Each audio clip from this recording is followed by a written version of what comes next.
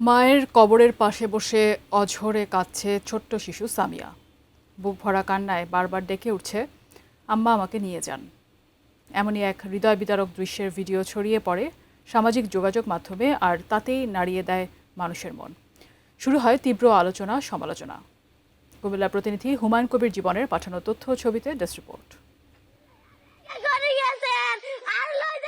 কুমিল্লার লালমাই উপজেলার ১২ বছর বয়সী সামিয়া আক্তার মা হারিয়েছে ৫ বছর আগে। প্রবাসী বাবার দ্বিতীয় বিয়ের পর থেকেই সৎ মায়ের সঙ্গে বসবাস।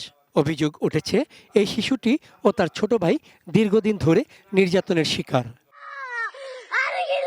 ভাইরাল হওয়া ২৫ সেকেন্ডের ভিডিওতে দেখা যায় মায়ের কবরের পাশে বিলাপ করছে সামিয়া। সেই অসহায় কান্না মুহূর্তেই ছড়িয়ে পড়ে ফেসবুকে, জাগিয়ে তোলে মানুষের সহানুভূতি।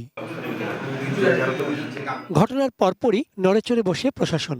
উপজেলা নির্বাহী কর্মকর্তার কার্যালয়ে ডেকে নেওয়া হয় শিশুটি ও তার সৎ মা আয়েশা আক্তারকে। সেখানে নিজের আচরণের জন্য ক্ষমা চান তিনি এবং ভবিষ্যতে এমন কিছু না করার প্রতিশ্রুতি দেন। আমি সবার হাতে পায়ে ধরে ক্ষমা চাইতে আছি, আমার ক্ষমা করে না, আমি কোনোদিন মাইরানি খাওয়ানো পড়ানো কাছে রাখবো, সবকিছু করবো। 5+ স্টার রেটিং প্রাপ্ত দেশের সর্বোচ্চ বিদ্যুৎ সাশ্রয়ী ওয়ালটন এসি স্মার্ট কমফোর্ট এখন নেক্সট লেভেলে। প্রশাসন জানিয়েছে অভিযুক্তকে ১ মাস পর্যবেক্ষণে রাখা হয়েছে। এই সময়ের মধ্যে আবার অভিযোগ উঠলে নেওয়া হবে আইনগত ব্যবস্থা।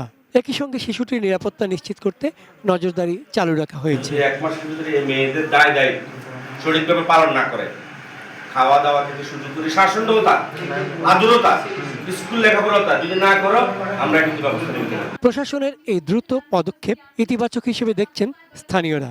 তবে প্রশ্ন থেকে যায়, একটি শিশুর নিরাপদ শৈশব নিশ্চিত করতে সমাজ কতটা প্রস্তুত? চন্দন পাল, ডেস্ক রিপোর্ট, এটিএন নিউজ।